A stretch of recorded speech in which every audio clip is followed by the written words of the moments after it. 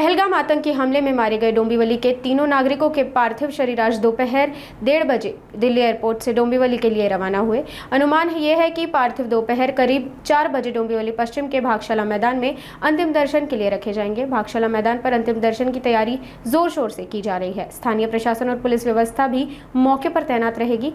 पूरा डोंबिवली शहर शोक में डूबा हुआ है। सध्या आता तिकडनं एक शव तिकडनं निघालेला आहे। त्यांना रिसीव करण्यासाठी आपले आमदार रवींद्र चव्हाण साहेब आहेत। तिथे एअरपोर्टला सगळी प्रोसिजर पूर्ण करून ते शव बरोबर इकडे येणार आहेत आणि बाकीचे 2 शव आहेत ते दुपारी 1:15 वाजताची त्यांची फ्लाईट आहे।